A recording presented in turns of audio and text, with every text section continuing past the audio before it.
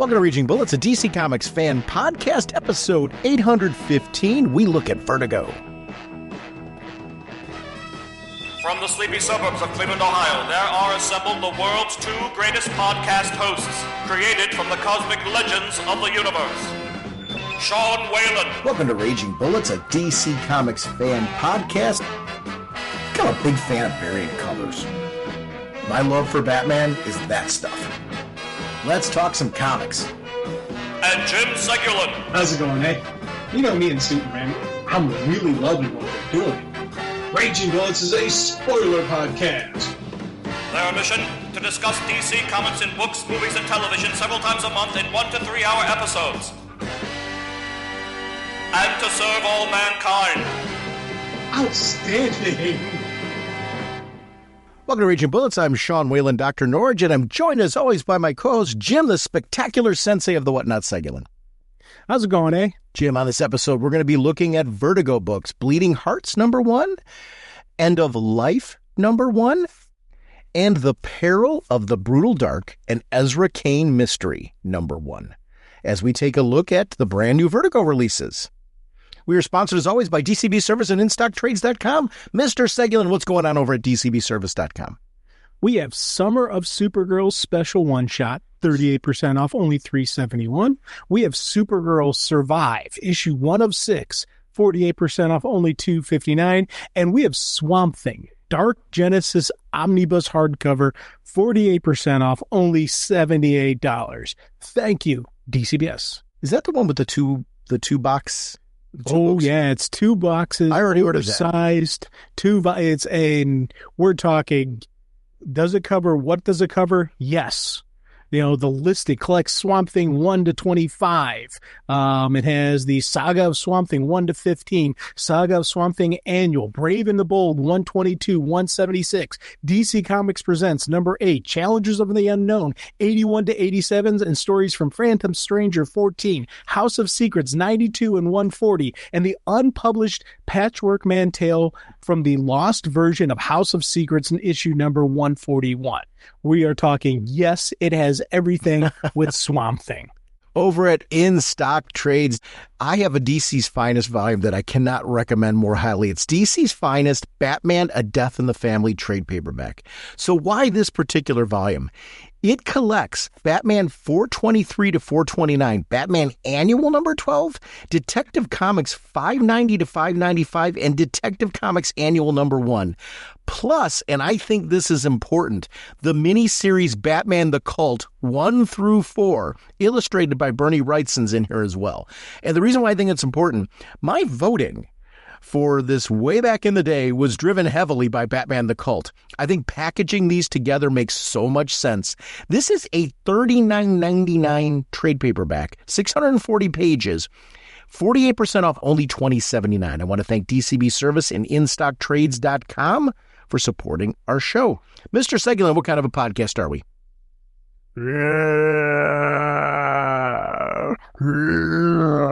I am each sensei brain, but still feel stupid.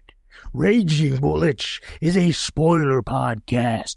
We go in depth into plotline, story twists, and whatnot of the books we're discussing on today's show. So, if you have not read the books, you may want to come back later so you can better enjoy the show. I thought you would have done a zombie voice or something. Let's talk some comics. Nice work, Atom. What are these characters up to? Jim, you said you wanted to kick off this episode with a little speeding bullet, so why don't you fill us in? Well, it's something we've talked about in the past, and I'm now getting caught up on it, so I just want to chime in really quick. Cool. On Invincible, the animated series. Oh my God, is it awesome?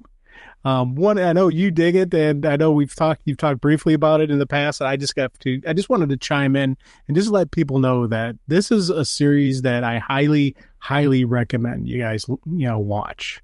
It's, it follows the comic so wonderfully, but it is just a pure entertainment to, it's a really good comic book story, being made animated. It's 100%, just so you know, for adults. So if you have little ones and you're like, oh, let's watch this cartoon with my little child, don't do it. 100%. This is for mature people only. Language, violence, and sexual connotations going on big time throughout this. So it's 100% for adults, but it is absolutely brilliant. And I am just, it's one of those things I've been able to do some binge watching and get kind of caught up on it. So I am just like, wow, this is an absolutely wonderful series. Amazon's becoming like Superhero Central. Yeah. Like really, really good quality content. The stuff for the boys is amazing if people haven't watched that. Invincible is outstanding. And I think they're doing the Powers revival. Which, really? Based on the Bendis material. Nice. So I believe, I know that there's a revival in the works. I'm hoping that comes to fruition. They also have that Batman animated series. Yeah. Which is really good. And you mentioned The Boys. I'll tell you, The Boys is, that's another one I got caught up on, as part of my binge watching. And some people are going to be angry with what I'm about to say, but I actually enjoy the TV series for The Boys better than the comic book. Really? Yeah. And again, and just so people know, I really enjoyed The Boys, the comic series. Mm-hmm. Okay, so I'm not knocking that, but for some reason, mm-hmm. I just seem to enjoy the TV series better. I don't know if it's because it's live action and I'm physically seeing somebody versus reading it, because sometimes that can give me that you can kind of get a little bit more points there, but just, I don't know, there's something about the story that's being told. I kind of like it better. I love both. And this isn't a contest with you. It's more of I like what they did. It's kind of like what Walking Dead did. Yeah. Where it follows the basic story of the boys, like Walking Dead followed the basic story, but they do some things differently, which I think is fun for somebody who's read. There's surprises along the way, which I really enjoy. So I really love the casting. And I'm with you, and you're signing off on it. What I haven't watched on The Boys yet are the spinoffs, which I'm really anxious to do that. Oh, I have not yet. It's been a time issue. It's not been a lack of interest. I jumped on the TV series late, so I'm caught up on the main TV series itself. I have not yet watched the spinoffs, which I've heard nothing but good things. Dude, 100% going along, nothing but good things. Those are, yes, watch them. You will completely enjoy them. They did a great job with that. And, I don't want to, I'm not going to throw out any spoilers other than to say it so follows the boys. Yeah. The little college that they go to, you're 100%, you're like, yes, okay, this is in the superhero universe, completely understand it. And it does add to just how powerful Vought is and how much of a machine the superhero industry is in that universe. Yeah. So, it's, there's some really cool scenes, but there's also some cool just story development on that universe going on in that, in the side series. So yeah, again, those are just, stuff we've talked about in the past, but I just want to reiterate. I'm like superhero stuff in general right now. I feel like I'm looking forward to I've enjoyed everything that's been coming out, but I feel like there's I think like a global energy around superhero stuff again, where people are excited more. I think they kind of went back to the drawing board and have pared back a little bit. But man, the stuff that's on the slate, like I'm excited for the new Spider-Man movie. I'm excited for Supergirl. I'm excited for Avengers. It's the TV series I'm excited for that are coming out. Like everything that's coming out, I'm really excited for. I just saw an advertisement for Clayface. Yes. Oh, yes. There's an adult Clayface movie coming out. It's set in the Batman universe. Okay. And they're shooting right now the Batman Part 2. Yeah. So I was like, wait, Clayface? Hold on. Yeah. It was during one of the wrestling, I think. Yeah. I think AEW was had the advertisement, and I was like, normally I fast forward through the commercials, and and as I'm fast forwarding, I see Clayface. Like, wait, what? Hold on, rewind. Oh my God.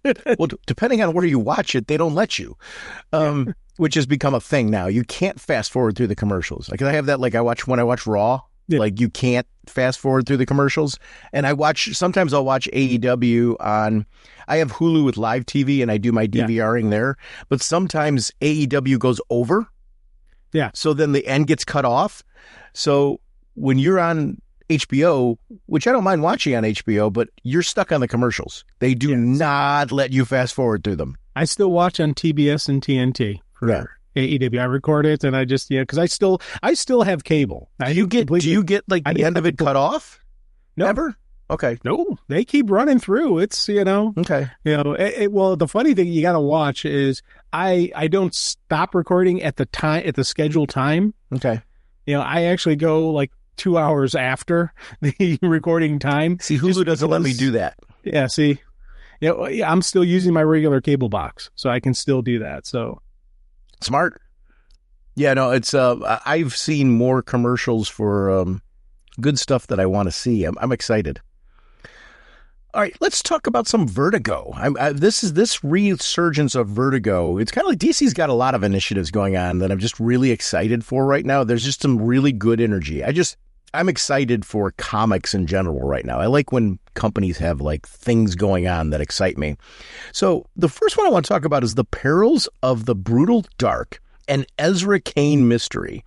And we're going to talk about issue number 1. The writer is Chris Condon. Jacob Phillips is on art and cover. Hassan Atsmain, it's Elhaou on letters. Julia Lotte, Hayden Sherman, Sean Phillips on the variant covers. Alvaro Martinez Bueno on the connecting variant cover. Matthew Levine is the editor. Chris Conroy is the executive editor. Michael Teavee is the back matter design. And The Perils of the Brutal Dark is created by Chris Condon and Jacob Phillips. I really, really, really was excited for this because I am very much into that detective noir. I love the era. The artwork and the previews that I saw of this, I was like, oh, yes, they're nailing it. This is kind of the stuff that I liked. I reference Starman a lot. I reference Sandman Mystery Theater. I love this kind of stuff. It's a Vertigo-y thing I've been missing, not having a series that does this. And this book delivered. I'm just going to jump right to the punch for me on this one. I'm looking at the cover right now, and I just I want this animated. You mentioned the Invincible animation. I'm like, this would be a good one to eventually. I'd love it animated, or to seeing a like what they're doing with Spider-Man Noir, which we didn't talk about that's coming out with the Nicolas Cage thing. I wouldn't mind something where we do live action, where this eventually has like a noir TV series coming out from it. But this is very much my jam. Great writing, great art, everything that I dig. What was your take on this? Oh, dude, I was all in on this. Well, I'll spoiler. All the Vertigo titles I absolutely loved. Mm-hmm. I knew we were going to talk about them, so 2 out of the 3, I was able to just stick with issue 1. One I read beyond issue 1 mm-hmm. because I was like, I got to find out what happens next. I won't spoil it when we talk about it. You can probably guess which one I actually read beyond issue 1. Oh, I know exactly which one. But this was a brilliant story. Once we are done recording today, I'm going to jump in on issue 2 on this one. And like you, I like the mystery side of it. I like detective stories, and one of the issues I sometimes have with the detective story, like, with TV shows and all that stuff, an hour-long TV show, you can easily identify who the bad guy is just because they don't have a lot of time. They've got to, throw it out there. So a lot of the crime shows that are out there, within, 15 minutes or so, I'm able to solve it. Not because I'm a great detective, but just because TV shows have they've got a regular set schedule kind of thing. And once you figure that out, you can it's spoiler for you. This story, I love the fact that the way this laid out, this was, a crime mystery. And yeah, I saw some stuff, coming, but not Like, I still have no idea who this Brutal Dark is, what happened to, the animal, all the mysteries I don't know yet. And I need to continue reading to find out. And I love that. Yeah, I do too. I like the opening sequence because it felt like a little bit of Raiders of the Lost Ark as well. Yeah. And I mean, it's a lot of things put together. So it's not like taking from one thing. I actually love that it's pulling from a lot of genres. But I love this opening in Greece, where we're seeing in July 1913 them discovering the anvil. And I loved that they gave a nice page count to the mystery of leading to the anvil, where we got to journey along with that crew. It did feel like a Raiders or like a James Bond kind of opening leading into the story. It was like the tease. And I'm glad we got to see it that way because it felt really, really good. This is very cinematic. Yes. Dude, you mentioned Raiders. I 100% was thinking Raiders. Mm-hmm. What's the Nicolas Cage one? Treasury, the National Treasure. National Treasures, that kind of, styling as well, where he's solving the mystery and trying to figure out where stuff is. Or bits of the Mummy. Yeah, bit of the Mummy, throw that in there. All the Laura Croft movies where you run into some of this kind of stuff. All those kind of thrown in there is like I was completely reminding of it. And like you, I loved that. And this art style so perfectly fits this story being told. And colors. Wow. Oh God, yeah. Yes. Yeah. The art, this is one of those art and, the writing and art, completely the creative team working together to give us the story. And I love that. If they had tried, and again, me, my favorite art style in comic books wouldn't work for this book. 100% would not. They need to do this styling. Yeah. They need to do this coloring, especially when they're in the tomb. I loved how they did some heavy shadows, and, you could very easily lose facial details if you do heavy shadows. Yeah. But they did a brilliant job with keeping the details alive on the face, and it follows where the light source is. Like with those torches, the one torch is sitting behind the guy's head, so part of his face is visible, but part of his face isn't. Then they shift where the torch is, so they shift how much of his face you can see. This was a brilliant job with following the lighting and the lighting type. Because when they take the flash picture with the camera, it's much brighter than when they have the torches. And I really did love that. Yeah, there's everything about this just fits the look that I was looking for this. I even love the automatons, we had all of a sudden the suits of armor came to life. Some of the stuff I saw coming because of the fact that I'm like, all right, this is like very, and I love that, by the way. I loved that these were like you were expecting, like, where are the traps going to be? When is this going to happen? And I love that all of that played out because it's classic and it works really well. The real twist that I loved was, and it does harken back to the Ark of the Covenant, was the idea that, okay, clearly this anvil has got some serious power to it, and like you don't want to touch it, it could corrupt you or whatever. I loved how careful they were with it. Like they knew that this is something more and we've got to be careful with what we're dealing with. And I loved the mystery of like knowing it's a thing, but not knowing what that thing really is. Yeah, and I love the fact how you said nobody can touch it, and we don't know if it's a corruption thing. Will it mean it destroys them? What will happen when somebody touches it? Mm-hmm. I love the fact that they gave us that little tease that we're not going to know. I'm assuming not until later issues. We'll find out why you don't touch the anvil. Oh, I'm thinking now in present day it's happened. Yeah. Oh, it probably did happen. I think that's part of our mystery we've got going on, right? So that was a great opening, just a great opening sequence. A lot of adventure to it. We haven't gotten to our main character yet. Right. Which I loved. I actually really liked how this played out. So then we flash forward to New York in 1941. And again, we're still dealing with a period piece, which is great. I love that we got way in the past, but then we come forward. We're still in 1941. And I love the whole setup there. This view of New York, like this artwork for this time frame in New York, it felt like Wise Guys and stuff like that. I could almost hear certain voices in the dialogue, and I really loved that.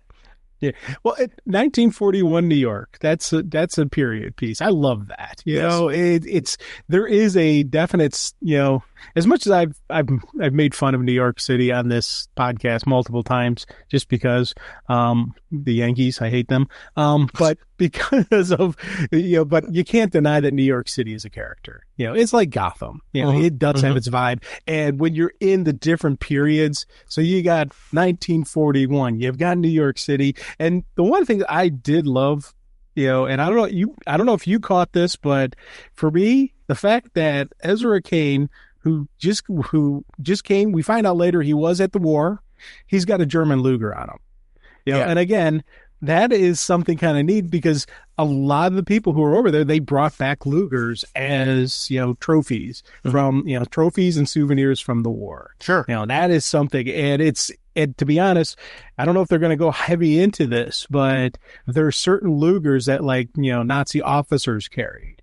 So those are the sought after prized possessions. You know, so I don't know if he's got, because you can't tell from the way the art is, but I don't know if later on, even if they're going to just go into those details. But I love the fact that seeing him pull out the Luger and he's using that. That's kind of a neat little, again, a neat thing for this period. It's a really cool, just extra thing that I was like, oh, that's kind of cool. I like that he's a known quantity to the people that like are dealing in shady dealings and stuff like that, because and one of the things I love about this, and we see this in a couple of the Vertigo series that we're going to be talking about, there's supplemental pieces in the back. You know, I'm assuming you read the news articles in the back? Yes. Yeah, which I love that kind of stuff when they take the time to put in those details. So we got to know a little bit about him as a detective and his police background and everything like that. I like that he's a known quantity because, you know, the guy's even saying, you know, hey, the Erza Cain method of persuasion. We get to know a lot about him from the people that react to him, which is an interesting way to get to know a character. And I really love that. And it does. This does not let up. Like, this goes right into action where the guy's blasted through the door. I was like, oh, this is rough and gritty, and I love it. And it was a right balance of grit. You know, it wasn't like grit for the sake of gore or anything like that. It was grit for the sake of this world is dangerous. This New York City during this time, he's not in the happy part of New York. He's trying to make change. And I love that there's you feel the motivation, like why he went the route that he did with his career. And I love that aspect of it. Like, the world makes sense. And that to me is really, when you really craft a world well, it makes sense. It feels right. Everything feels good. Nothing feels awkward. Everyone feels like they belong. It is very much a well-placed, put-together chessboard. And I love that part of this.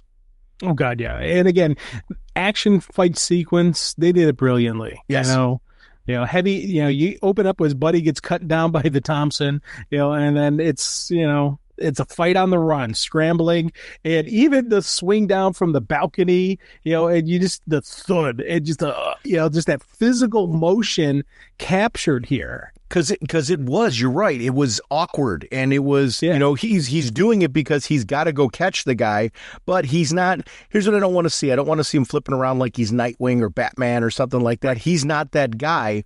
He is more of your fisticuffs, you know, put up my dukes, you know, let me fire my Luger at you, that type of thing. And I like that. I actually thought that, like, clearly this guy he's chased people before, so he's physically fit to a certain level that's appropriate. But he is not going to be like, this isn't something he does normally. And that part really, I thought hit me, was I liked that it was not clean. I like when the thud, it seems like such a weird thing to go. I like even the swing down where he's like, whoa. Yeah. You know, I like, it gave me an adventure aspect to it. Yes. And I felt like he's one of us. Like, he's not overpowered. It's not like all of a sudden I'm looking at him and going, oh yeah, Ezra clearly goes to the gym and trains to be able to do, you know, parkour and stuff like that. None of that, which was great. And one of the other things we find out later, in the war, he was a pilot, you know, and the pilot. Okay. So thing you got to know about the pilots from World War II, they called them a daredevil. They really were daredevil. Sure. You know, because combat aviation, aerial combat was really still in its early phases. So those guys very easily could have died just from flying. Yeah. It's not as high tech as it is, with our present day Air Force and, naval aviations. So when you run into a pilot from that period, they're also a little bit on the daredevil side. So I like seeing that he takes these risks, and, somebody else would have maybe run down the fire escape and done it more safer. This is a flyboy. He's going to jump first and figure out later. I'm glad we didn't do a Dirty Harry moment where he faced off the vehicle and shot him head on. I like that he had to dodge out of the way of the vehicle and shot him from behind. Yes. I like little things like that. I thought, shows he's skilled, shows he's a mark, he's able to fire. He's a daredevil, to your point, but he's not superhuman. And I like that. I actually, to me, I was more interested in it because he wasn't, and it felt more grit. Like everything had a sense of danger. Him rolling out of the way and doing all those pieces, I got to get the case. And at the end of the day, it's all about. This guy wound up being, getting his brains all over the place because of the fact that he still had that case. Yeah. And I love that Ezra got his man, but it was dirty, really dirty how it all went down. Oh yeah. The job was get the case. He got the case. Yes. I love that. And even afterwards, you're seeing him deal with his client who didn't want to pay him. And he's like, hey, you owe me. It's a standard invoice. And I love the fact that he adds extra to the invoice because his buddy got killed. So he's going to get paid more money. Yes. So there is a little bit of a slime to him. But again, I understand where he's coming from. I understand why he's doing this. I don't think of him as a villain for doing this. I think of him as just being a practical kind of guy. And I liked the fact that we're seeing that side of him, that he's not the I am here to save the day kind of hero. He is a realist. See, I didn't think he was slimy at all. I think he's dealing in a very slimy world, and he knows how to interact with it because the guy, Trask, was not going to pay him. Right. Trask is like, I'm not going to pay it. I'm not going to pay a doggone thing. And I like that, Ezra's not only are you going to pay me, you owe me more. And here's why. Yeah. And I like that Ezra really had a plan walking in. And it's clear that he's dealt with people like this many, many, many times where he's like, no. I am getting paid. This is what I do for a living. I did the job and I did it well. Sorry. Pay me and also pay me the extra. I loved that. I loved how this all played out. And he had leverage. Leverage is, like, I guess, the way I would look at it in a world where if you don't have it, this guy wouldn't have paid him a dime. Yes. Oh, big time. He 100%. And then I love the fact that Ezra kind of turned the screws then, saying, going on about how, hey, you're going to want to hire a bodyguard because this guy's going to come back for you. Now, was the guy ever going to come back for him? No. I don't think so. I think that second invoice that he sent him for, was 100% BS. And that was a nice little extra. Okay, you're going to give me some grief. I'm going to add to it. I don't agree with you. I think the guy is in danger. And I think he knows it because I think it's a very gritty world. And I do think the people who want the case are going to come back for the case. So I think his leverage, the reason why it works, is because what Ezra was laying out for him is true. I mean, is it a guarantee? No, but I think they are going to come back after the case. And yeah, they would come looking for the guy who paid to have the case. So I do think he's in. I think the reason why the guy's so willing to say, what should I do? I think because Ezra's laying out a scenario that is very valid. Is it guaranteed 100%? No. But do I think that Ezra's blowing smoke up his way? I don't think that either. Here's the reason I think it is. Mm-hmm. Okay, so after that panel, when you see him 2 weeks later, like, Ezra, 2 weeks, ain't no one's bothered me. Can't really thank you. Ain't nothing really. And they bold the really. And then later when he's laying on the bed, he's like, second invoice. And he's laughing about it. That's why I think he conned the guy. I disagree. That guy was willing to run. So take a look at what happened in that apartment. That guy blasted through the apartment on the guy who was knocking on the door thinking he was getting Cain and that guy. He took off running like a man who was afraid. With this case, there's somebody he works for. that is very much going to be unhappy with the fact that that case has gone missing. So I do think this guy's in danger. I really do. I think the story lays that piece out. I think where Ezra's laughing about the second invoice, and I agree with you on him doing that, is Ezra just wanted his money for the business at hand. He's kind of like sitting here, let me drop a second invoice to try to look into this piece. I think Ezra laid out for him everything that he knows. So so I do think he's kind of like, sure, I'll look into it further if you want me to. But I think Ezra's kind of like, I've told you everything you needed to know right now. You're in danger, dude. and yeah, I'm done for right now. Unless I got to investigate your murder later. Because Ezra's not going to very much be his bodyguard. I don't see that happening.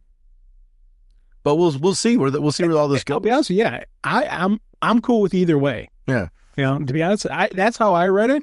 If you're right and I'm wrong, cool. Again, and we may even see something later on in the story that the guy comes back for that. So that's a neat little, again, that's one of the neat things about this.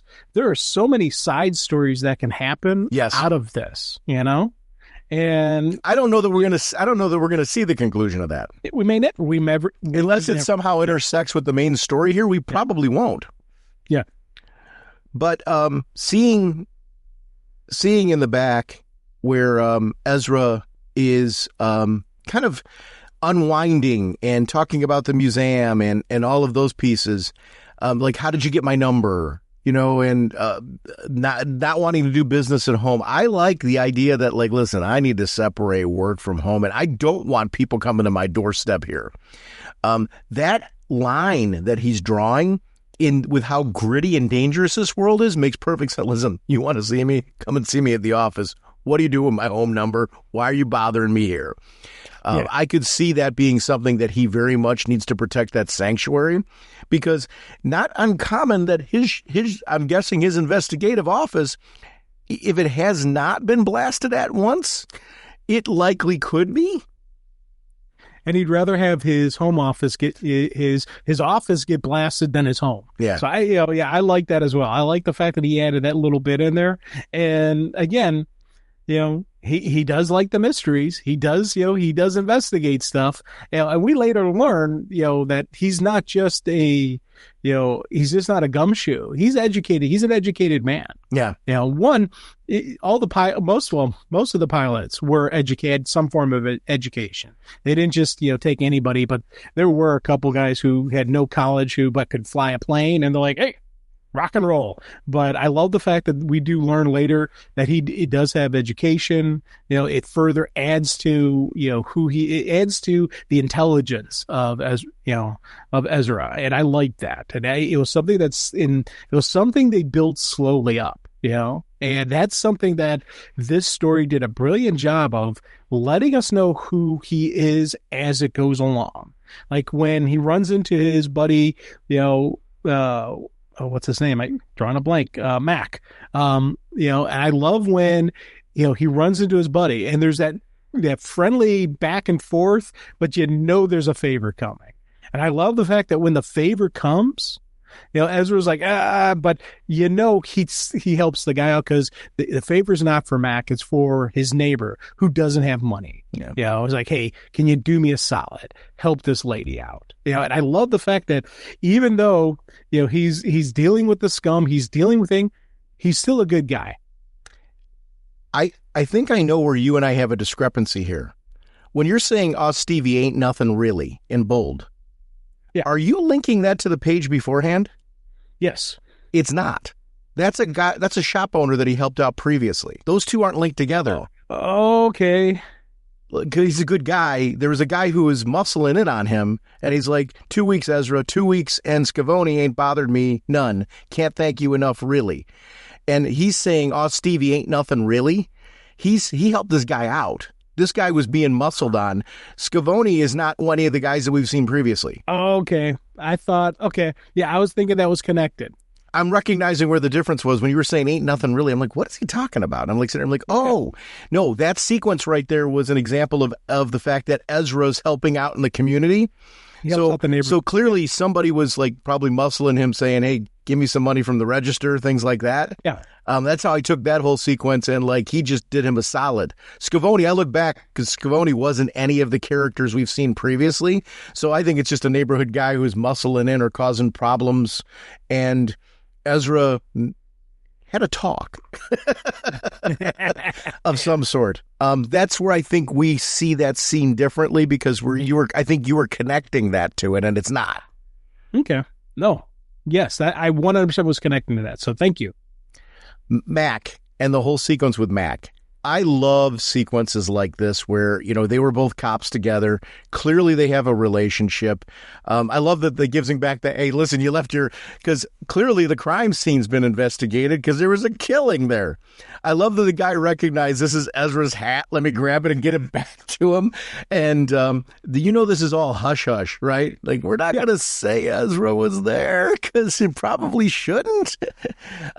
Which again says something about the era and I got you, buddy. Because he didn't really, he was seeking out the case, but he shot and killed a man.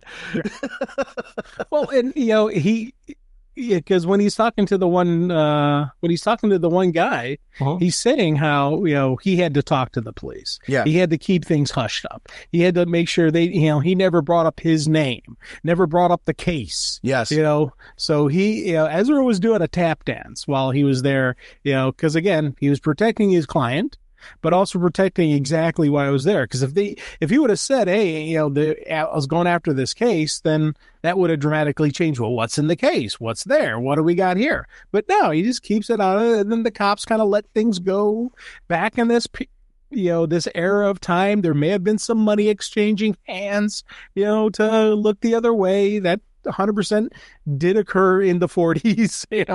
It's noted, in history that, sometimes police would look the other way, and then I'll be honest with you, they still do sometimes. But, I did love the fact that we get this great, again, Ezra was a former cop. Yeah. So they're going to help him out. You do help out, blue helps blue, and I do like that. But I also like the fact that he and Mac have that personal connection. Yep. And it also does show, once again, Ezra helping out the neighborhood.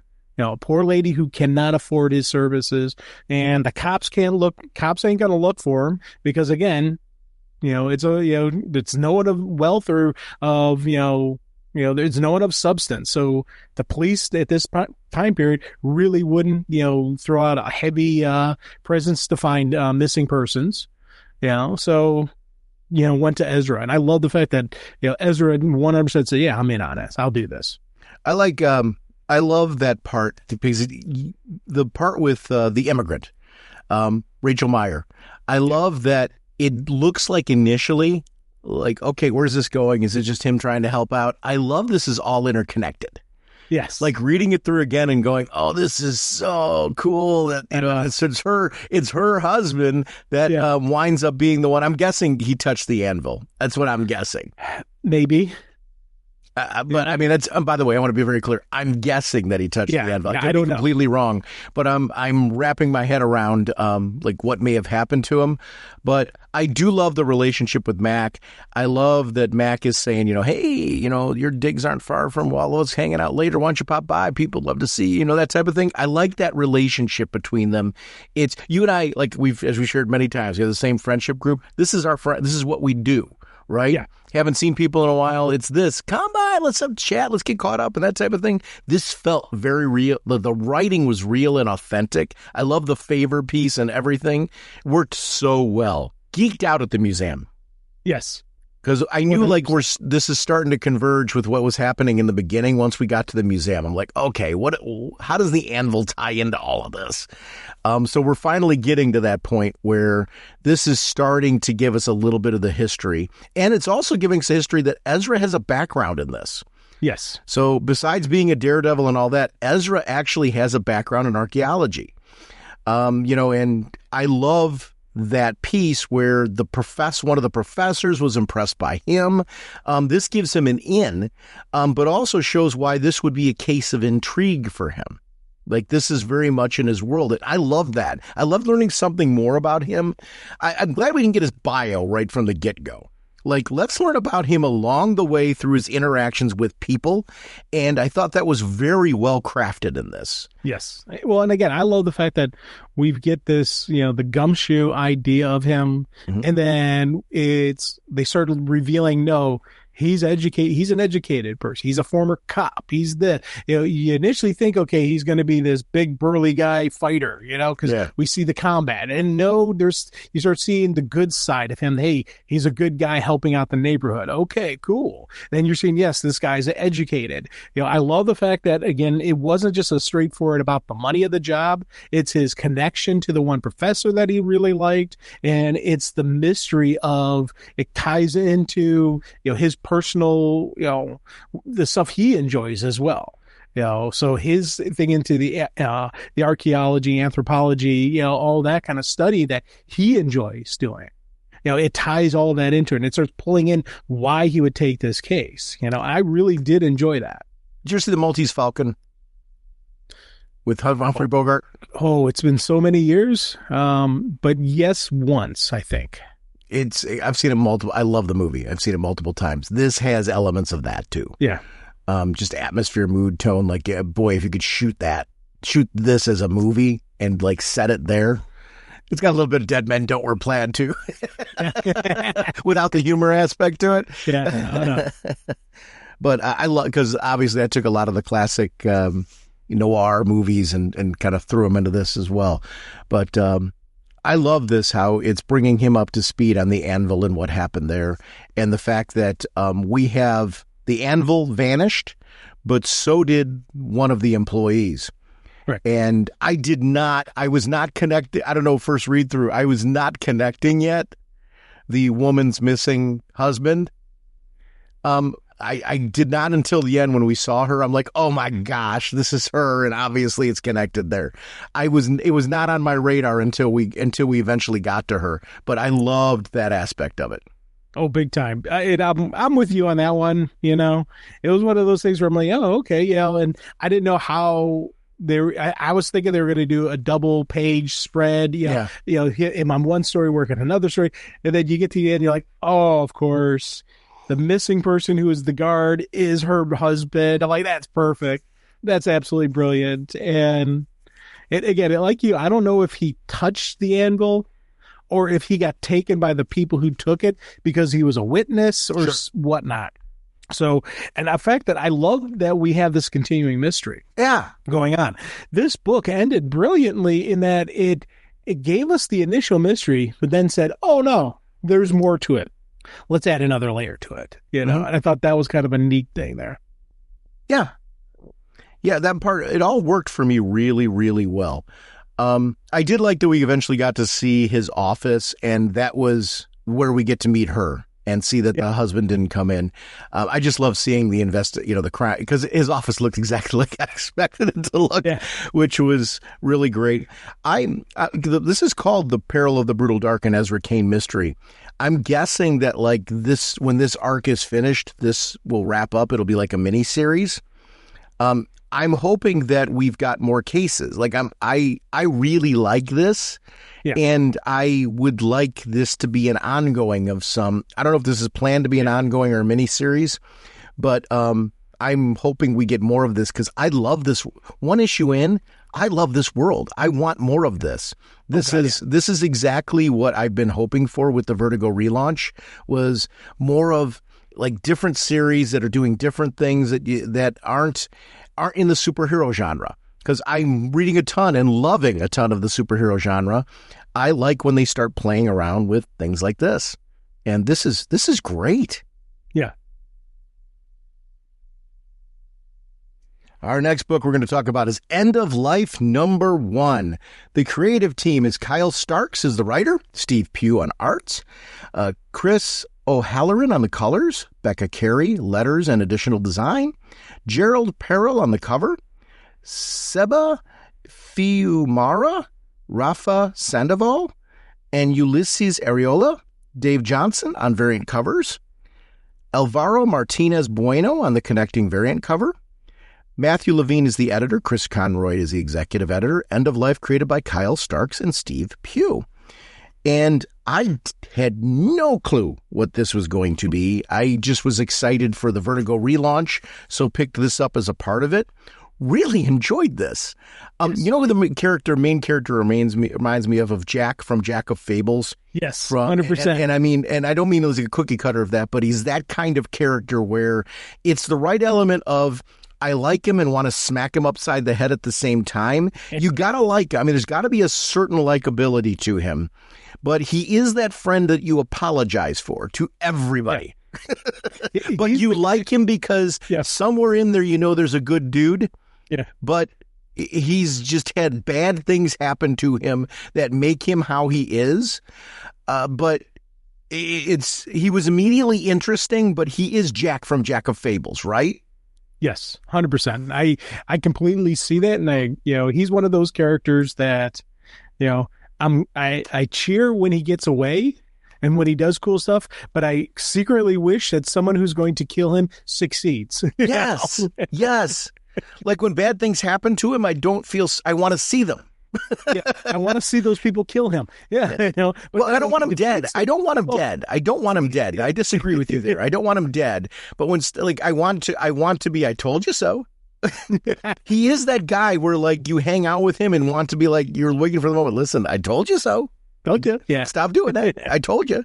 But I don't want him dead. I don't want to go to his funeral or anything like that. Because then that'll end. But he is the guy that you want to hang out with and do like the constant scolding to. And I do want to hang out with him. I mean, like issue one of the things I will say with this is, because this is critical, if there isn't a draw to him, we got a problem. And that's why I'm linking it with Jack of Fables. Jack had a certain element of, there's an unlikability to him, but yet you're drawn to him at the same time, and you get why like women are drawn to him and all those type of pieces. This guy's got that vibe to him as well.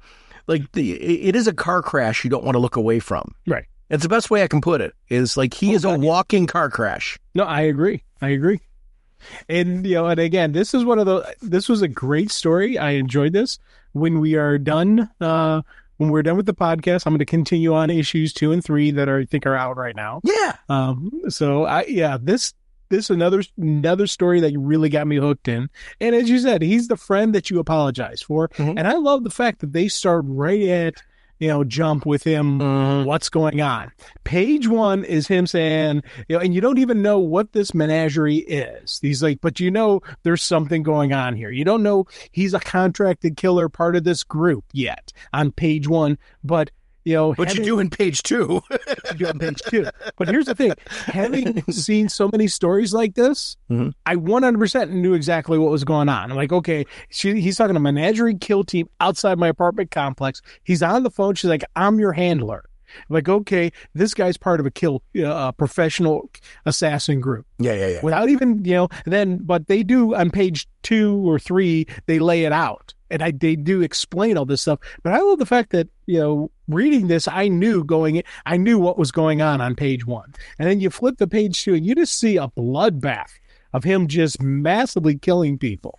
Do you not hear like kick-ass rock music too as he's doing this? I mean, it's like this one could be a film in an instant. I mean, dude, this 100% could be a movie. Yeah, this could jump in. They could just you take the book and here's the script. Yes, follow it.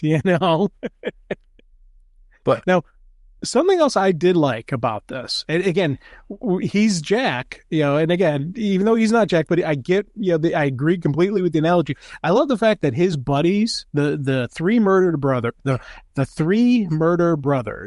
their one little brother gets picked up, so they need to get a third person as muscle. I love the fact that, he's got some loyalty, Eddie's got some loyalty to his friends who brought him into this. It'd be great to play him in a movie. Alan Ritchson, the guy who played Reacher, the guy who played Aquaman and Smallville, that type of thing. I see him. He was in a movie with, who was in a movie recently. It was on Hulu or Amazon. I think it was Amazon, where, he was the guy with his stepson or this kid. The kid wound. I don't want to spoil with the movie, but he encounters like your normal. I think it was Kevin James who he was on with. And Kevin James was like the normal straight guy, and he is there's secret behind the scenes that he is the killer and that type of thing. I'm like looking at him and I'm like, this is perfect casting. Yeah. Pop that suit on him and have him be this guy, and I could see him pulling it off because he's got the right look. Yeah, well, I'll be honest with you, he's one of my favorite actors out there right now. Yeah, but tell me, he wouldn't be perfect as this guy. Oh, he'd do anything. Oh, the only thing is, I don't see Eddie as being as bulky as he is.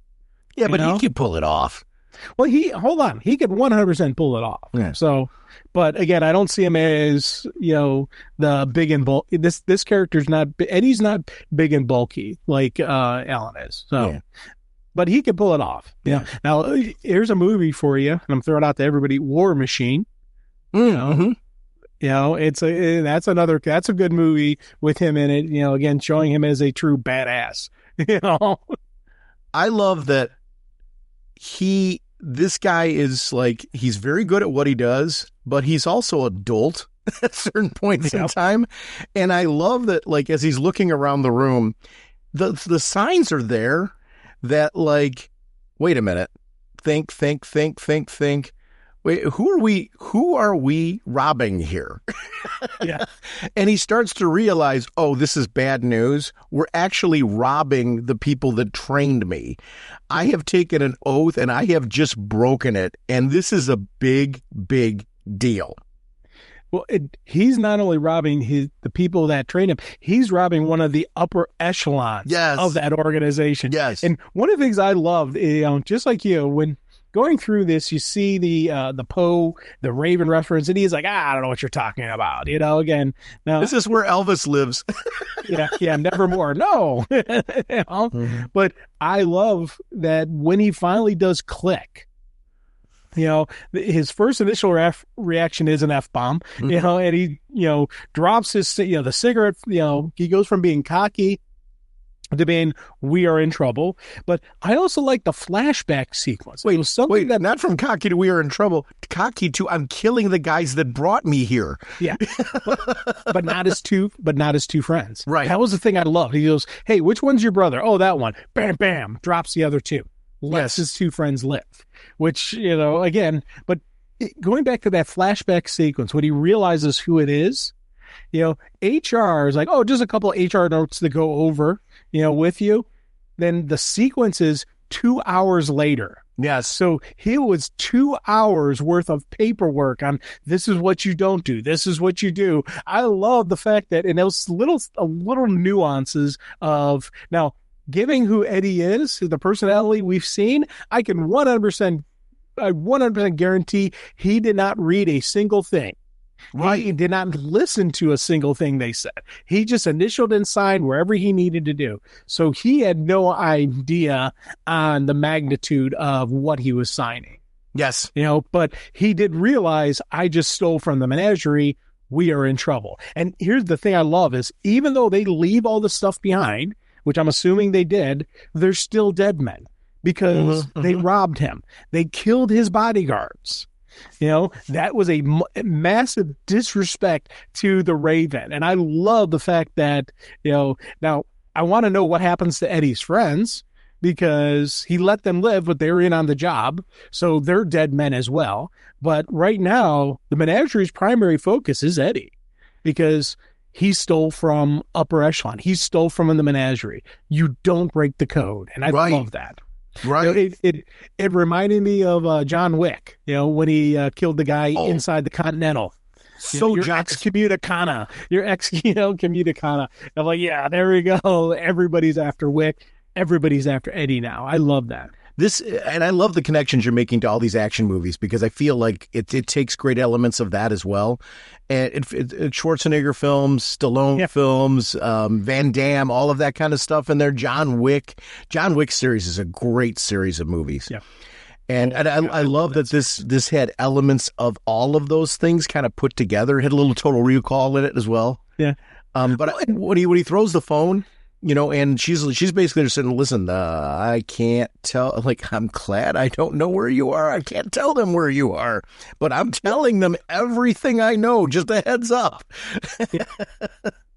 Oh, and I love the fact that she's saying that, hey, I'm helping you out here, but when they come to me, and they will, I'm helping them. I'm giving them everything I got. I'll tell them everything I know. And she may or may not live after she gives up all the information. Oh, I think she's very much going to live, because she knows the only way I'm going to survive is if, full disclosure, and I give you up. Well, he may not. He's currency right now.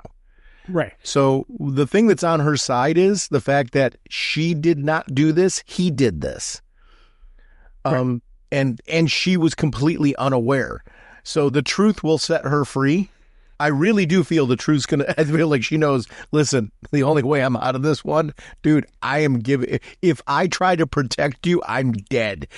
Yes. That's the only way she knows she will die, is if she tries to protect him in any way, shape, or form. So she's like, listen, it's a good thing I don't know where you are, because I would tell them where you are. Yes. And 100% she will. And I love the fact that, that's what's going on. Yeah. So she will survive this because of the fact that she will, and I think she'll still have a job with them. I hope so. But again, you never know with these organizations. That's one of the things. You don't know. She may not, I think she will, because of the fact that she is going to, she'll give him up like immediately, and they know they can trust her. Because nothing she's done is untrustworthy for them. This whole story is just way, way cool.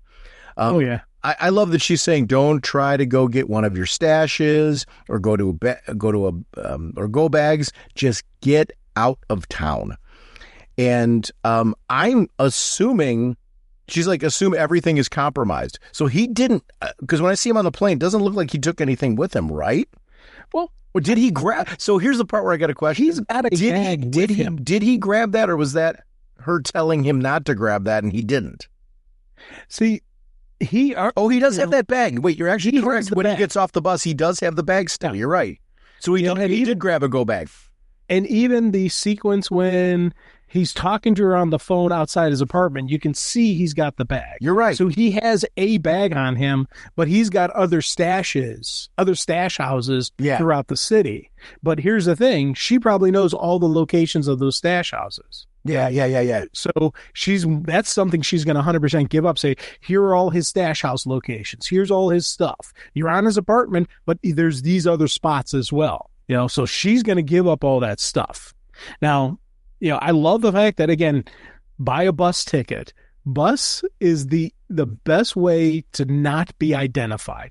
Yes. Any airport, the trains even, there's documented on all that stuff. But for some reason with the buses, they never really got good updates on the buses. So I think you can still get away with a cash purchase of a bus ticket. You don't need a lot of the high security that you need on airports or that you need in some of the trains on the, so I love seeing that. That again, him just traveling, across country to Wrong Dog Park. And I'm like, what the heck is up with this? Yeah. I love the fact that, you see him and then you see this park completely shut down somewhere, nowhere, it's described as somewhere no one will find him. And I'm like, oh man, what is up with this? And I love the fact that as the story is going on, you're like, this is ridiculous, dude. I want to shout out the fact that she didn't end the call. Right. She's calling him everything in the book and what a moron he is. And he's like, hello? It was so great because it's so honest. I had somebody do that in my previous employment. One of the bosses was talking about another principal and was doing it with her on the phone. Like had not turned off the speakerphone. Oh. And I'm not saying names to protect the innocent, but I was like, it's like, no, as it comes out. And needless to say, that relationship was never the same afterwards. Yeah. Yep. So I've actually seen this happen in real life, and it is not good. You have no idea how many times conference calls someone does not hit mute. Yes. It is every time it happens, it's always there's a silence and like, make sure everybody is on mute who's not speaking. And you can just tell the person said, oh, frick. Mm-hmm.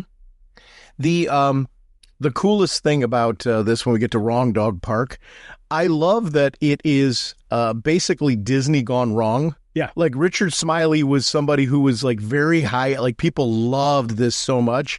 And then something went horribly wrong as far as his reputation, which we've seen happen, where now all of a sudden you're favored and now people do not want to touch you with a 10-foot pole. We're seeing this happen more and more in the last 5-6 years, I think, where, social media in particular will tear you to shreds.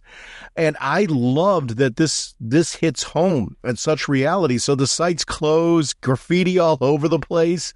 Well, and it also destroyed this town because, you think about it. Eddie bought a bus ticket to Wrong Dog Park. Right. Because that's why they dropped them off. So this had a bus stop that was solely for it. He had to walk 5 miles into town, into Pluto, and I love the fact that, when he gets into the gas station, she's like, hey, here, and she breaks down all the nasty stuff this guy was in, but it also destroyed that town because that park was the reason people were coming to that town. The gas station is called Wrong Way Gas Station.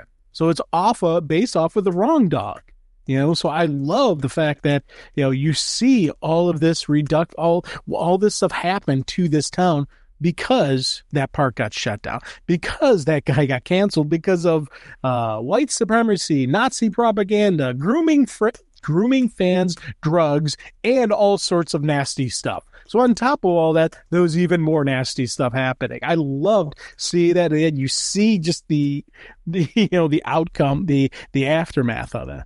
Yes. Yeah, all of that is really, really awesome. Pluto and what happened at the gas station I thought was really good because he walks in and he does have a swagger. Yeah. So I love when he walks in. It's not that people don't like him. He has a certain swagger to him. Even with the kid, I love with the kid that he's not necessarily being mean with the kid, but when the kid's talking to him, he's ready to drop the R word. And I love that you better not say that about my kid.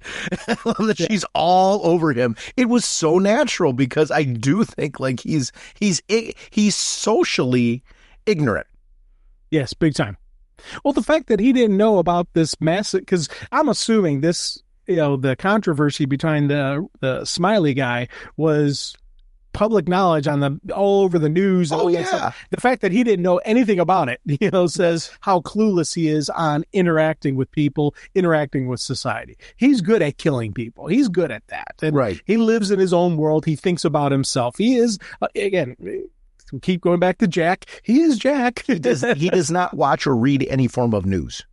No, not at all. I'm very clear on that. Yeah, you're right. This is where the Jack comparisons, I think, come in really great. Like, I've got him figured out. The two guys come in to rip the place off, and I like that he's he's looking for a map. He's totally oblivious to them until they start pulling a gun on him, and then he starts taking them out. It was so great. Because you knew where that was going to go. This wasn't him being benevolent in any way, shape, or form. It's like, dude, what are you doing pulling a gun on me? And I loved when he took them down. It was like flawless. Even picking up the gun where the other guy's like ready to come at him, and he picks up the other guy's gun and just throws it at him. Yeah. It's something I'd see out of his Jason Statham movie or something. Everything was just flawless. Yeah. I'm thinking like Hobbs and Shaw. I don't know if you saw that one. Yes. I love the Fast and Furious movies and the Hobbs and Shaw spinoff. This is kind of action sequence you'd see in something like that. And I was like, this worked so good. I love it. And I love the fact he could have killed these guys without batting an eye. Mm-hmm. It'd be easily to kill these guys. But one, he's not getting paid to do it. Two, he doesn't need to kill them. He just takes them down. And moves on. He wasn't being nice about it. He's just, part of me thinks is, if he doesn't get paid, he doesn't need to do it. So, and he's leaving there. So he's like, I don't care. He doesn't care what happens to Leona after he leaves.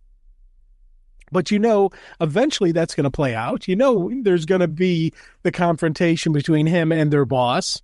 Yes. Which is something 100% looking forward to. But I do love the fact that it just, and I love the fact that Leona catches it. How he takes them down without even batting an eye, breaking a sweat, and doesn't even think anything of it. He goes, hey, where's Mora Road at? Just ask her. And she even calls him out and saying, you just took those down and you just casually asked me for directions as cool as can be. She recognizes, okay, this is a guy with skills. It's Moriah Road. Oh, what did I say? Mora. Oh. I have to pronounce that correctly because of the fact that it's one letter away from my wife's name. I'd be in trouble. But the sequence with the dad was really great. Like the dad waiting there with the shotgun. And at first I'm like ready to hate the dad because I'm like, okay, the dad's the reason he's the way that he is. It kind of not. Because when you take a look at the holiday gathering and everything like that, I'm sitting here, I'm like, no, it's our guy's the problem. Yeah. The dad's not a bad dude. I at least it does not seem like it on paper. He literally destroyed Christmas, like on a whole different level, and like kicked it up to 11, where he was like, he brought 3 women. Some of them were sex workers and things like that. Yep. Insulted the food, insulted everything else, insulted the gift. This was the first scarf she ever made, and she made it for him. And I love that he's like, what am I supposed to do with a crappy scarf? I love his justification of what am I going to do? What goes with nothing I wear? Okay, here's how he ruined Christmas. Bragging explicitly in detail about hits and sexual conquests at Christmas dinner. Insulting food, insulting the house, generally acting insufferable superior. Brought 3, young ladies who are probably sex workers, even though he only admits that one of them was. And then I love the fact that, worst of all, you insult her gift. I love just how the father just compounds it. And even when Eddie's trying to justify himself, one, that was supposed to be, you could tell that's a jerk. But even some of the stuff that he later calls the dad on about, sending him out, throwing, once after his mom left, he sent him off to like a boarding school kind of thing. But here's the thing. Now you got to wonder, was it a nightmare boarding school, or was it Eddie perceiving it as that? And I love the fact that, yes, I agree with you. I wanted to hate the dad, but I don't know how much of it is the dad's fault. Maybe he sent Eddie to a really nice school to keep him away from this lifestyle. Because we know that the dad was also menagerie. Yes. So maybe the dad was trying to protect the son, and Eddie being Eddie, he doesn't recognize that this is for his own good. That's the part of stuff where I want to know more about the father's son. I want to know about where the dad sent him. I felt like initially, it was funny, in my second and third read through, I walked into the beginning blaming the dad for everything. And then in my second and third read through, I was still blaming Eddie. I was like sitting there, I'm like, I don't know, I'm kind of giving the dad a pass. Now the story may change as I read the other issues. I stuck with issue 1 specifically because I wanted my feelings right now to be based on the content of issue 1, not because I didn't love. I'm with you. I'm chomping at the bit after this episode to read more of these issues. Yes. We've got 3 books that we're doing on this one, and I can honestly say, with burying the lead, all 3 of them I want to read more of, which this is what I want from a Vertigo relaunch. I want to feel that these are unique enough titles that each one of them is doing something that I'm not getting elsewhere. And that's what's happening with these. This is an example of another book. I'm not reading anything like this right now, and I love that. Oh, dude, 100% with you, big time. 100% with you. Though one of the books I did read issue 2 of, but so far the first 2 we've talked about, I said I haven't read the others, so there's the spoiler. Now here's the other piece I needed. Sophie. Yes. The girlfriend or the friend, because I don't know that they ever, I don't know if they ever connected in that, but I feel like this was the lost love. This may make me love Eddie.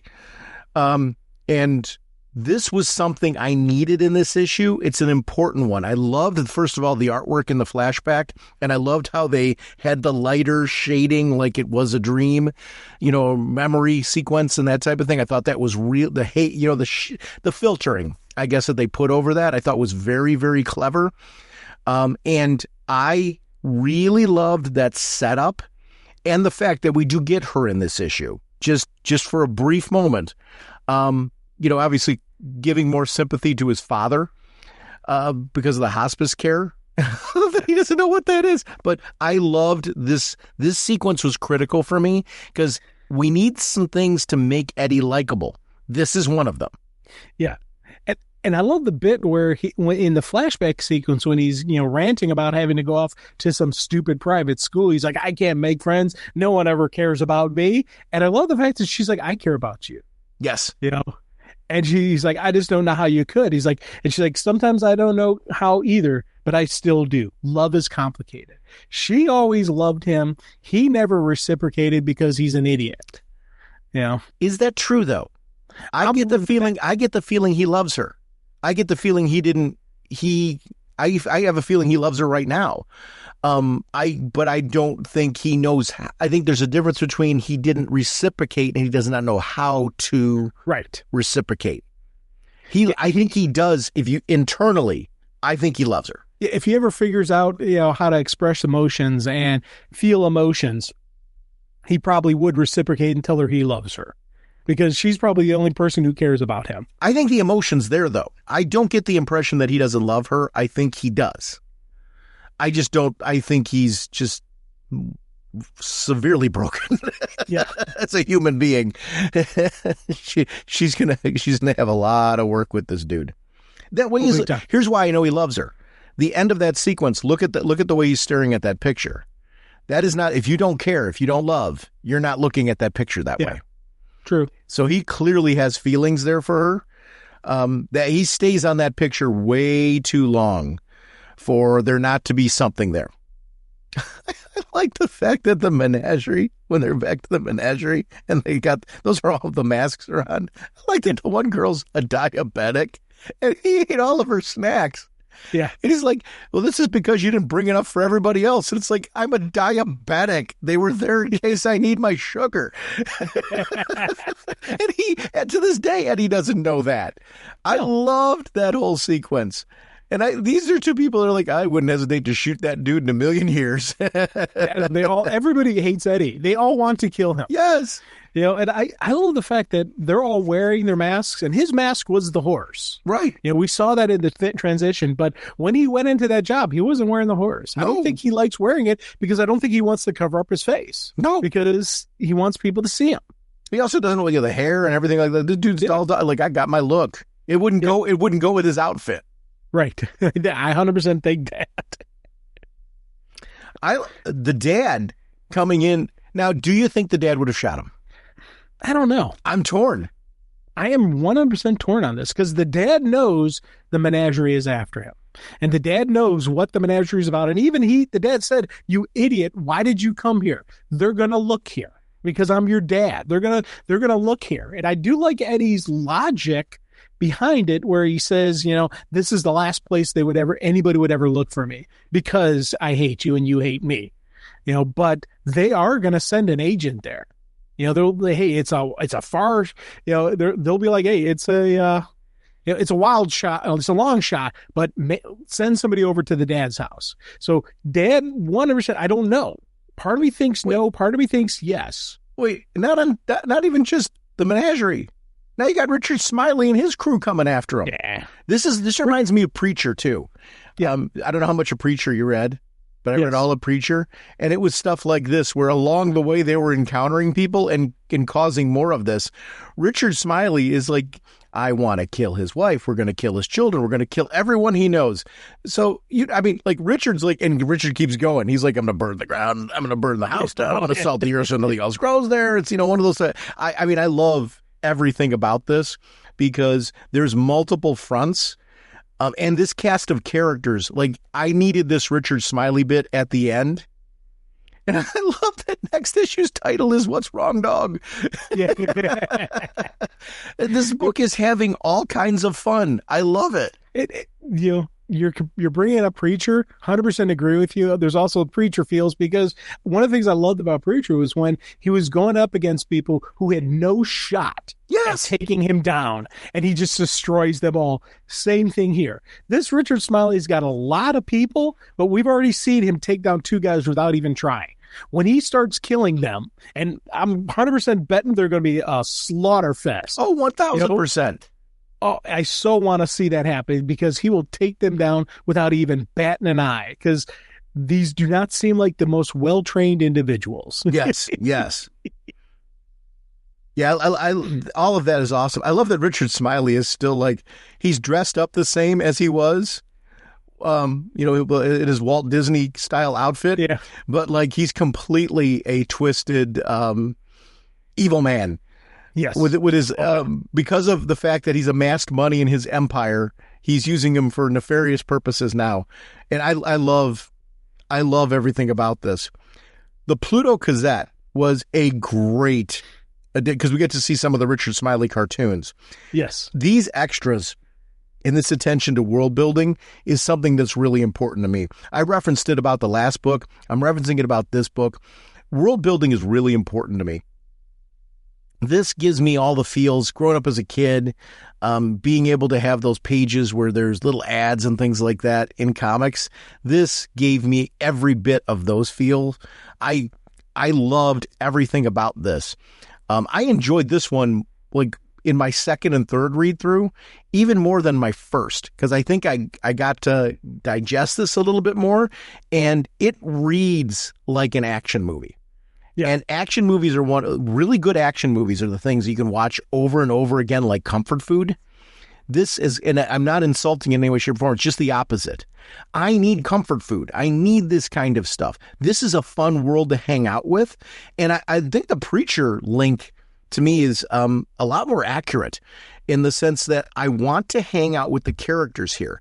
They needed to introduce the dad. They needed to introduce the Sophie. They needed to introduce the girl who was originally his oracle, kind of helping out. I needed those people, and I needed the villains. The villains needed to be compelling. Richard Smiley's compelling. The menagerie's compelling. There's things to draw me back here that like I can't not know what's happening here. Which is great. That's the difference between a passable action movie and a great action movie. Is you've got to have great villains, you've got to have great sidekick characters. This is exactly how you do it. Good stuff. Yep. Our next discussion is going to be a Bleeding Hearts issue number 1. Dennis Camp is the writer, Stepan Morian on art, Matt Hollingsworth on colors, Chris Conroy is the editor, Matthew Levine is the associate editor, Alvaro Martinez Bueno on the connected variant cover, Hassan Atsmain, Elhaou on letters, Jay Lee, Nick Dragata, and Frank Martin and Chris Bocello on the variant covers. And Bleeding Hearts, of course, is created by Dennis Kemp and Stepan Morian. And Bleeding Hearts, this was one that I'll give my own. My initial impressions were in the first few pages. I'm like, what am I reading? Yeah. And then by pages like 4 and 5, I'm like, I think I love this because I realized what was going on. And this is definitely a Vertigo title, yes. Where it's one where, and I think this one, I'm hoping this one winds up being a sleeper hit, because I think this is one that can develop an interesting readership, because I really, really liked this, yes. Quite a bit. And it was an example of something where I definitely needed a second read through, not to like it. It was after I figured out what was going on, I went back through and reread the issue again, knowing what was going on. And oh my gosh, is this a fun book? Fun book. Time.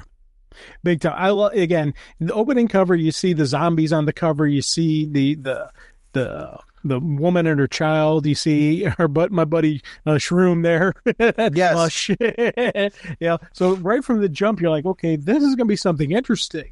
And then you start the opening pages, and it's, the standard zombie the standard zombie kind of action where a group of humans are trying to get away from the zombies, and our first guy, not so lucky. The guy in the hospital gowns, not so lucky. He gets completely mauled and just destroyed. And then I love the fact that we got that lub-dub, because I'm like, what the heck's going on here? Because I'm sitting there seeing a standard zombie, and then you flip the page and you see, oh, the lub-dub is the beating of the heart in the zombie. I'm like, yes. Oh, that is awesome. We've got a zombie who's actually coming back alive. And that for me was like, that was like, oh, that is neat. And then you start seeing the dialogue, and I'm like, is that because his heart? Is it because zombies in this universe can talk? And then you start seeing them interacting and talking between each other. I'm like, oh, okay. This is a kind of a cool thing where this is a zombie thing in this universe. They can talk. And I love the fact that seeing that, and just one, and again, the zombie culture, the fact that they have an actual culture and they have reactions, they have emotions, it's not just the Romero zombies and let me make sure everybody knows I love the Romero zombies. I love the 28 day later souped up, jacked up zombies that can, that are superhuman strength. I love all the different zombie, kind of, storytelling. So I love the fact that now we have the zombies that are actually developing a culture. They have their own society. They have their own rules. They have their own naming systems. It's not just a simple Sean or Jim. They've got detailed names explaining who they are and what they're about. I love this about this book. Yeah. I'm guessing what's happening here. So why don't we just jump to it? The lub dub is he has eaten a heart. It's not his heart, right? I took it as that's his heart beating now. His heart's beating again. Okay. So he's not completely dead anymore because he's like, hey, it's not supposed to do that. Mm-hmm. That's how, because you see him opening up his chest and it's right there beating and it's always following him. So I think his heart's beating. And then later on in the book, Mush is smelling human. And I don't know if he's smelling him or if he's smelling the surprise at the end. I think he's smelling him.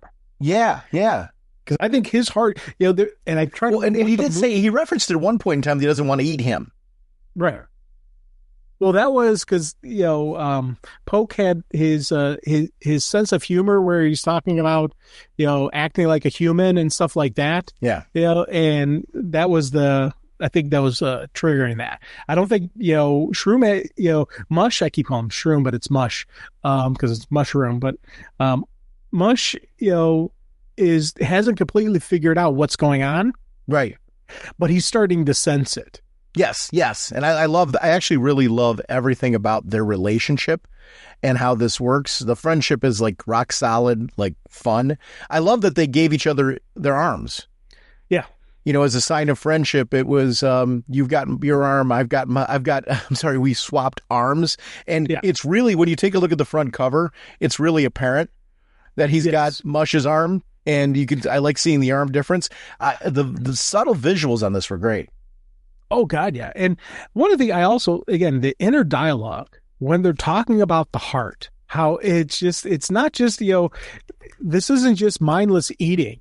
The heart is that savored because of the muscular walls of the ventricles, the delicate valves, the veins exploding between your teeth is like gristly fireworks, just going into detail, all the different contours and the different type of stuff that happens in the heart. And you can see it with the different body parts, there's one scene where the one guy's like, I love skin. He's just, slurping down the skin of the body, and I love that there is just that they have these, these characteristics. They're not just the brains. There's the strategery in these zombies. And I love this. I like that too.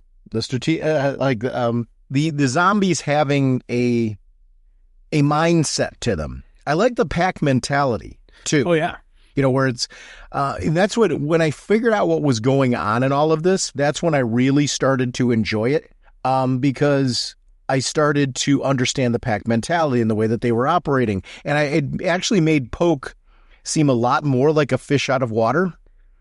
And how he was behaving, which I really liked the subtle pieces of all of that. I like that there's a culture, and I love that they're destroying their food sources. Yeah. And some of them are starting to realize it. Yep.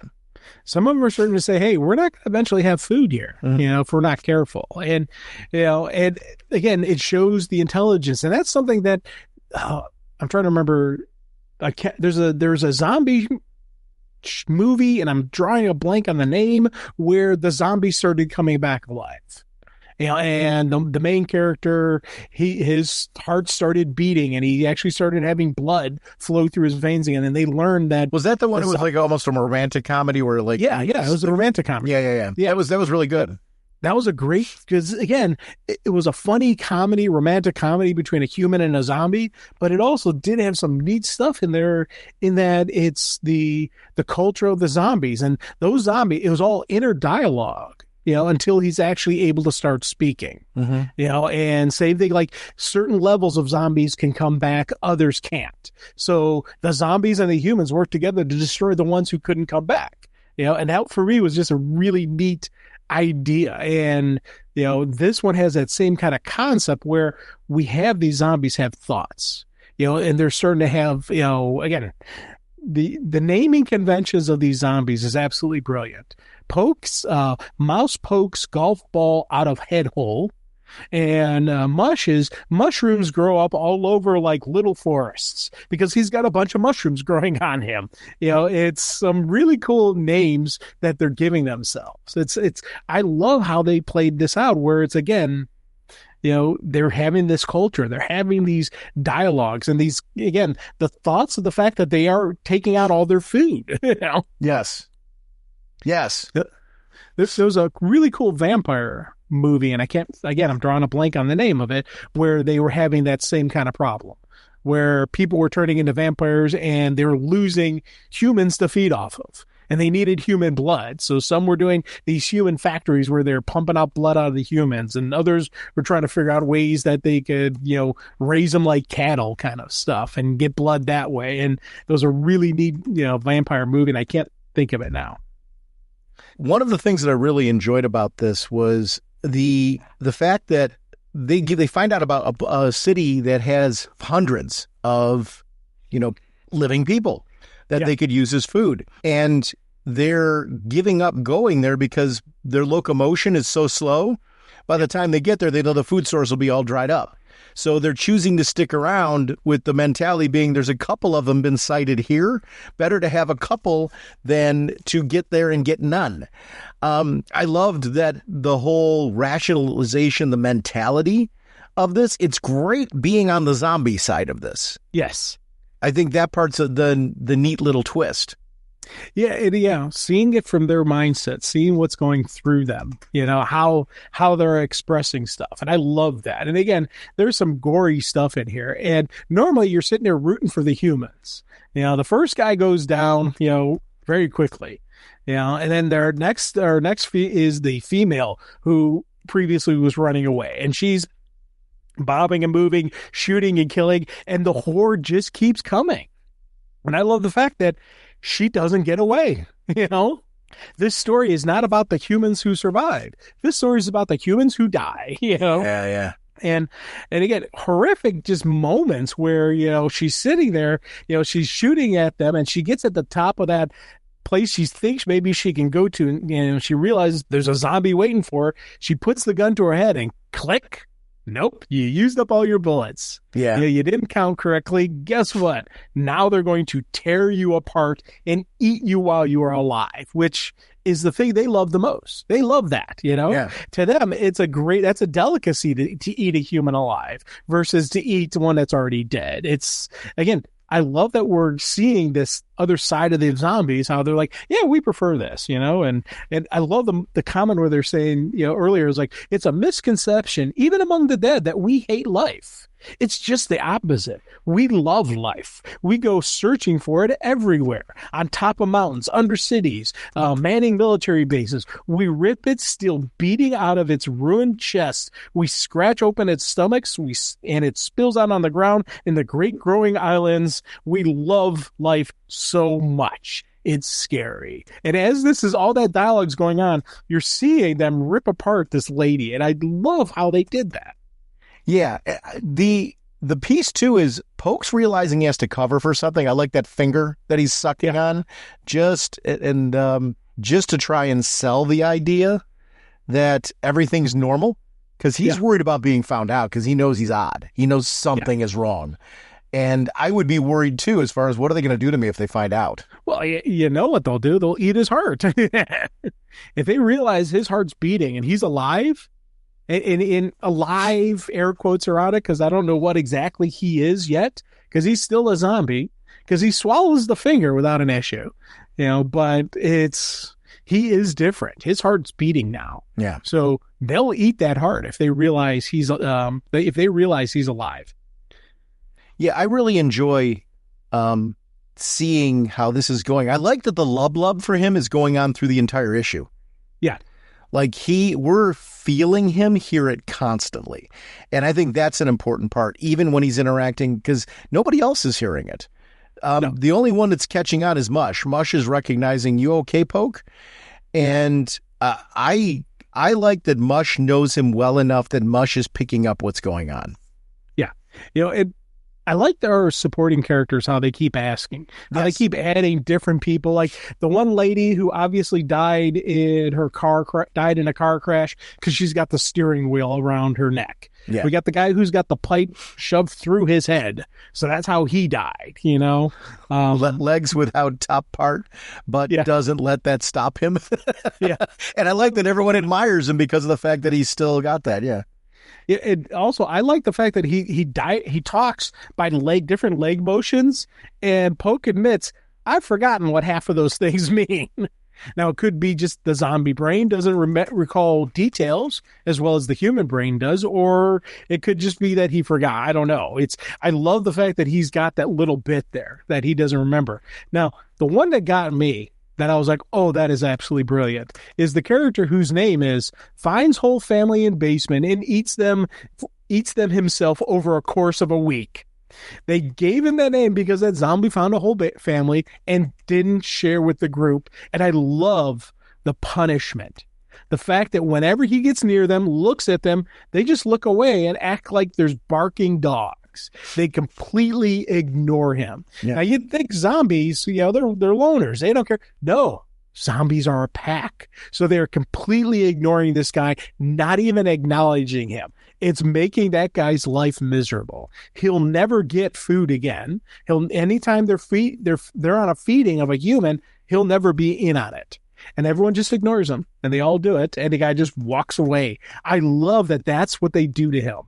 And that's the punishment for being greedy and eating a whole family yourself. The dog bit was when they see that, and I love that Mush goes rushing right after that dog. I like that the dog escaped. Yes. The two of them walking off together, this friendship is critical. This is another one where it's funny. All of these I see as being some form of multimedia, and I hope they eventually get to this, because we got shows like iZombie and stuff like that eventually spun out of the Vertigo line, and were good. I enjoyed iZombie. I'd love to see this eventually. I think this one needs to be. It could be live action, but I'd love to see this one animated as well, because I just think the art styling is so vivid. Yeah. That I'd love to see this as an animated series. Amazon, I hope Amazon looks at this. And, I'll be honest, I would rather see this as animated than live action. Uh-huh. Just because, I think, I know they could pull it off the look and all that stuff, but I think this would look better as animated.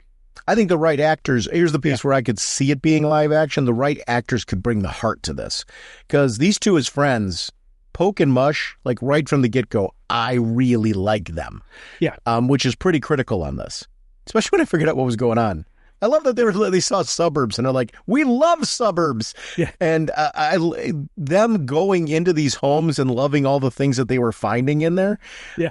It is like super cool.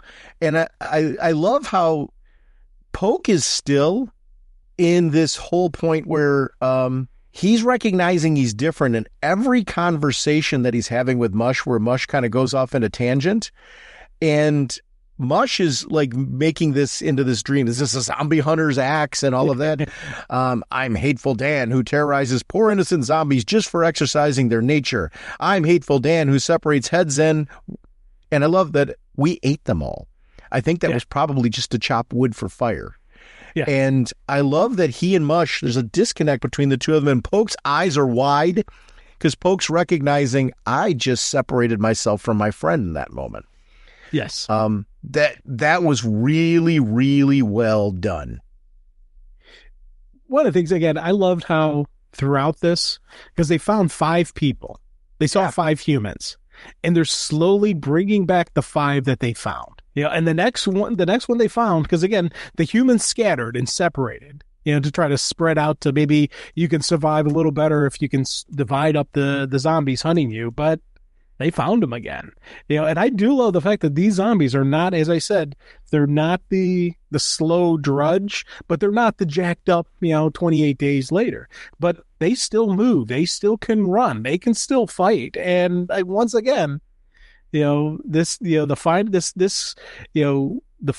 guy we find who basically goes to the church, says his final prayers, and that's it.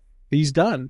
And the horde catches up to him and rips him apart again. And I love just how they're talking about, and again, it's Poe talking about how, what society is doing, and what it's what the life was like before, what the life is like now, what the humans did, like he's talking about the guy who had his family in the basement. And when the horde found them and they were going to kill him, what's the guy do? He kills his kids so the kids don't suffer. And I love the fact that even Polk said they went a little bit slower to let him kill the kids, give them that peaceful. Now they still ate him and the wife alive, but they let the kids have that, they let them have that peacefulness where they let the kids die, quick and painless. It's kind of an interesting, again, it's that interesting retrospect that Polk is bringing, showing that he is different, that he appreciated that he let the family, let the dad kill the kids. I liked how they're continuing to show Polk's a little bit different in different ways. Yeah. Yeah. The slaughter from the zombies of the husband and the wife it's just adding to the brutality of this. And, I like that Polk is starting to recognize numbers. We exterminated 10 billion people. And the constant lub framed from all that, this artwork is something that is absolutely spectacular. The way the mushrooms look coming out of shoulders for Shroom, the flower coming out of Polk's head, all of that stuff, I just really looks good. It just is captivating. The environments are captivating. The girl with the gun and the little brother. And I love that her leg, they're clearly there because she's hurt. Yeah. So she's trying to rest and recuperate. I love the splint on the leg. That was a great ending to see him discovering that, because this is somebody now who Mush would want to eat them. 100%. Mush would 100% be like, yo, food. The question is our buddy Pope going to do it? I loved how this ended, because especially the pages right before that, where Pope's talking about how, are we evil? We exterminated 10 billion people. Are we evil? And Mush is like, hey, no, it's misplaced guilt. This is who we are. This is what we do.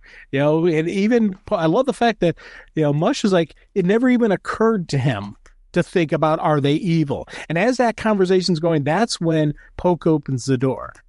And I love just how this ended. And again, I 100% could not wait. I had to read issue 2. No spoilers at all on issue 2. 100% recommend it. This is a great series. I love where this goes from here. And you learn who I love, this moment here. I love this. This is absolutely brilliant. And this is a great way to end an issue. Talk about a cliffhanger. As Mush is talking in the other room about, hey, what else is there? What else is there? He opens the door and he sees the lady, and the kid. So I was like, oh, that's awesome. Yeah, this is everything that I was looking for from Vertigo. I mean, we had 3 titles that we talked about here, and it's no way exhaustive of everything that's coming out, but I figured it was a good chance for us to start taking a look at this and just making some recommendations.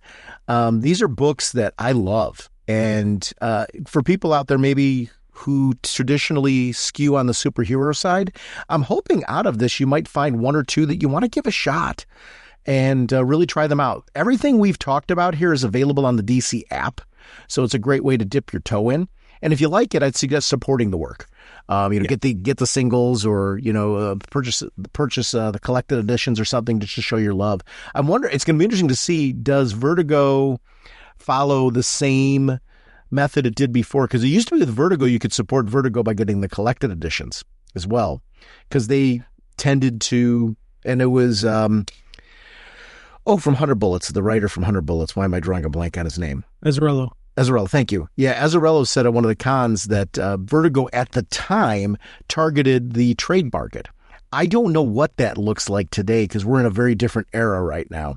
But these are books that I want to see continue. I applaud DC for relaunching this line and getting books back out like this, because I think it adds to a mixture of story type and storytelling that they can. DC's really doing a very good job with initiatives.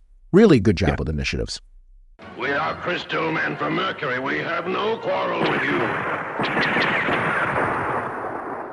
RagingBullets.com is our show website that you can find out details about our upcoming episode releases. It feeds into Twitter/X, also our Facebook fan page. We are proud to be part of an amazing Facebook group community, and I want to appreciate everybody that posts there. I get all my news information. It's also, we post every episode there, and always look for feedback, always look for comments. Please feel free to share them there.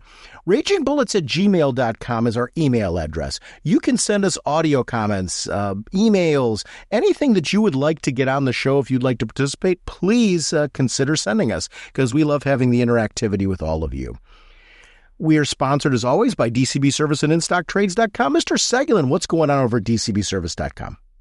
Summer of Supergirl special one-shot, 38% off, $371. Supergirl Survive, issue 1 of 6, 48% off, $259. And the Swamp Thing Dark Genesis Omnibus hardcover, 48% off, only $78. Thank you, DCBS.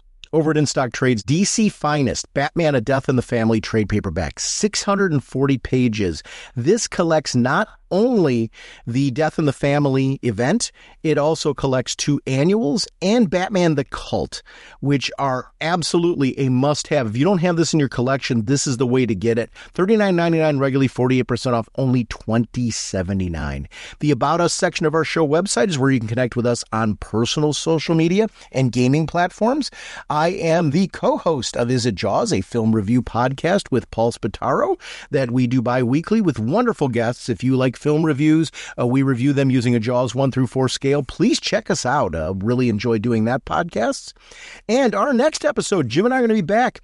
We're going to be talking about Fury of Firestorm #1, Zatanna #1, New Titans 33, and Justice League Unlimited #17. After that, we're going to be jumping to a multi-week look at the classic series DC Legend and all of the crossovers with a very special guest. So we will see you next week. Bye.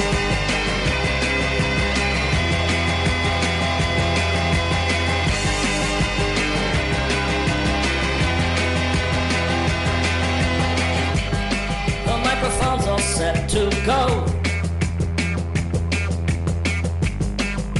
Sounding pretty good. Jim's calling into Zoom. We're gonna start recording. We'll talk about the latest from DC. We could talk for hours. 'Cause I'm a podcaster, yes I am. Well, I'm a podcaster, yes I am.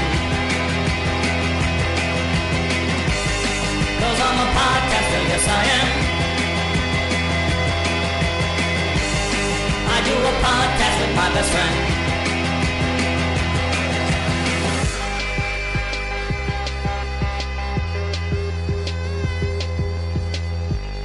We started many years ago. We have hundreds of shows. We spoil stories all the time. Come back later when you've read them. We talk about TVs and movies too. We do it all for you. 'Cause I'm a podcaster, yes I am. Well, I'm a podcaster, yes I am. 'Cause I'm a podcaster, yes I am. I do a podcast with my best friend. 'Cause I'm a podcaster, yes I am.